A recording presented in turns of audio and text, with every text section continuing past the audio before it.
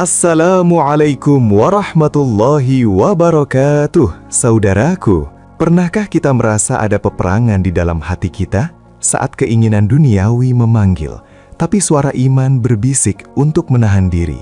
Saat nafsu menuntut kepuasan, tapi hati masih ragu, takut melangkah ke arah yang salah. Inilah pertarungan yang tidak bisa kita hindari. Pertarungan antara nafsu dan ketaatan, sebuah peperangan batin yang dialami setiap manusia tanpa terkecuali. Bahkan orang-orang soleh terdahulu yang begitu dekat dengan Allah pernah menghadapi godaan dunia. Mereka berjuang, mereka merasa berat, tapi mereka bangkit dan istiqomah dalam ketaatan. Lalu bagaimana dengan kita? Bisakah kita tetap kuat dalam hijrah kita? Ataukah kita akan kembali tenggelam dalam kegelapan yang dulu pernah kita tinggalkan? Hari ini, kita akan membahas rahasia yang tersembunyi, sebuah perjuangan dan pilihan hidup yang menentukan keselamatan kita. Sebelum kita melangkah lebih jauh, sadarilah bahwa nafsu adalah musuh terbesar. Pernahkah terbersit dalam batin kita bahwa aku milik Allah dan aku harus melawan diriku sendiri? Karena siapa yang menang melawan nafsunya, maka ia telah menang atas dunianya. Kita sering berpikir bahwa hijrah adalah akhir perjalanan. Padahal, saat kita berusaha untuk taat kepada Allah Subhanahu wa Ta'ala, godaan justru bisa semakin besar.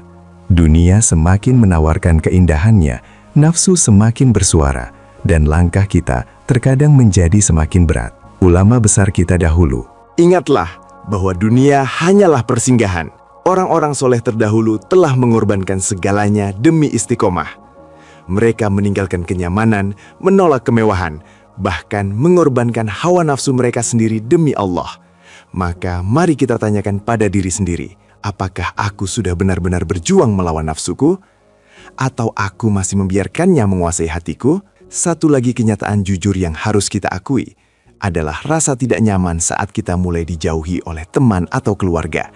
Karena pilihan hidup kita sekarang, banyak yang akhirnya menyerah karena tidak kuat dibilang sok suci atau dianggap aneh oleh lingkungan lama. Ini adalah masalah berat yang nyata, di mana kita merasa seperti orang asing di rumah sendiri. Tapi kamu harus sadar, penilaian manusia itu tidak ada harganya di hadapan Allah. Lebih baik dijauhi manusia karena taat, daripada didekati banyak orang tapi Allah murka padamu. Jika kamu sedang berada di posisi ini, jangan mundur, tetaplah ramah kepada mereka, tapi jangan pernah gadaikan prinsip agamamu, hanya karena ingin diterima kembali oleh mereka yang tidak peduli pada akhiratmu. Percayalah, saat manusia menjauhimu karena ketaatanmu, Allah sebenarnya sedang menyaring siapa saja yang layak menemanimu menuju surga. Jangan biarkan komentar negatif orang lain membuatmu ragu untuk melangkah, karena pada akhirnya bukan mereka yang akan menolongmu di alam kubur nanti. Kemudian, soal rezeki yang sering membuat kita pusing sampai sulit tidur. Kamu mungkin takut kalau jujur dan lurus dalam bekerja, rezekimu bakal berkurang, atau karirmu bakal hancur. Tapi logikanya sederhana, siapa yang menciptakan kamu? Dan siapa yang menguasai dunia ini? Kalau kamu menjaga aturan Allah, Allah pasti akan menjaga urusanmu. Jangan pernah berpikir untuk menyelesaikan masalah hutang atau kesulitan ekonomi dengan cara yang dilarang. Karena itu hanya akan menambah beban di hatimu dan menghilangkan keberkahan dalam hidupmu. Menguatkan iman bisa dilakukan dengan zikir dan muraqabah atau merasa diawasi Allah. Sudah berapa kali kita berjanji akan berubah, namun jatuh lagi ke kesalahan yang sama? Imam Hasan Al-Basri pernah berkata bahwa seorang hamba tidak akan bisa menang melawan nafsunya kecuali dengan zikir yang terus-menerus. Zikir bukan hanya sekadar mengucapkan kalimat-kalimat di lisan, tapi membiarkan hati terus terhubung dengan Allah. Karena saat hati kita jauh dari zikir, jangan biarkan pikiran kita untuk selalu berfokus pada hal-hal yang negatif. Karena hanya dengan berfokus pada hal-hal yang positif, kita bisa membangun kehidupan yang lebih baik. Saat itulah, pikiran kita akan dipenuhi dengan urusan dunia yang fana ini secara berlebihan, tanpa kita sadari. Dan inilah yang seharusnya kita takuti. Bukan hanya takut akan dosa besar, tapi takut saat hati kita mulai kehilangan rasa cinta dan ketergantungan kepada Allah. Ketahuilah bahwa musuh terbesarmu bukanlah kemewahan dunia, melainkan syahwat yang meluap dan keinginan yang tak terkendali. Imam Ibnu Qayyim memberikan perumpamaan bahwa hawa nafsu itu seperti anak kecil yang menangis meminta sesuatu. Jika kita tidak menuruti tangisannya, sampai akhirnya ia akan lelah sendiri. Begitu pula dengan hawa nafsu. Jika kita terus menahannya, ia akan menjadi pelayan yang patuh. Tapi jika kita memanjakannya, ia akan menjadi majikan yang kejam. Aku memilih bersabar melawan nafsuku di dunia, agar aku mendapatkan ketenangan di akhirat kelak. Banyak orang yang mengejar dunia, tapi akhirnya hanya mendapatkan kehampaan. Begitu banyak orang yang hidup dalam kemewahan, tetapi jiwanya tetap merasa kosong. Bukan berarti kita harus meninggalkan dunia sepenuhnya. Bukan berarti kita tidak boleh bekerja, mencari nafkah, atau menikmatinya. Namun, jangan biarkan dunia itu merajai hatimu. Ingatlah kisah orang-orang besar yang rela meninggalkan kemewahan demi mencari ridha Allah. Ketika ditanya, "Mengapa engkau meninggalkan duniamu?" Mereka menjawab, "Karena aku menemukan ketenangan yang lebih besar bersama Allah Subhanahu wa Ta'ala."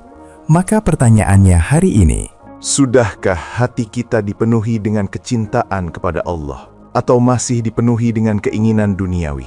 Allah mengingatkan, dan janganlah kamu terperdaya oleh kehidupan dunia, karena sesungguhnya dunia ini hanyalah permainan dan senda gurau. Maka nikmatilah dunia secukupnya. Jadikan dunia sebagai kendaraan menuju Allah, bukan sebagai tujuan akhir. Menghindari kegelapan setelah hijrah dengan istiqorah adalah keharusan.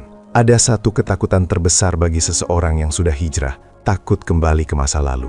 Berapa banyak orang yang sudah merasakan manisnya iman, tapi akhirnya kembali terjerumus ke dalam kemaksiatan.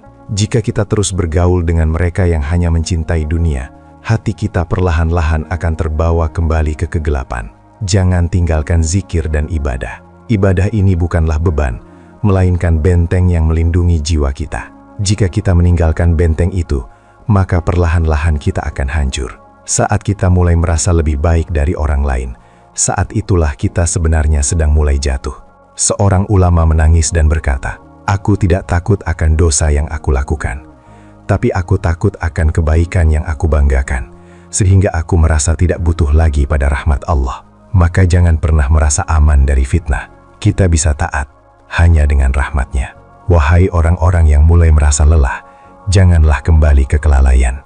Jika kita ingin tetap istiqomah, kita harus berjuang setiap hari. Maka, janganlah kita merasa lebih suci dari orang lain, hanya karena kita sudah hijrah atau sudah belajar agama. Perang yang paling besar adalah melawan diri sendiri.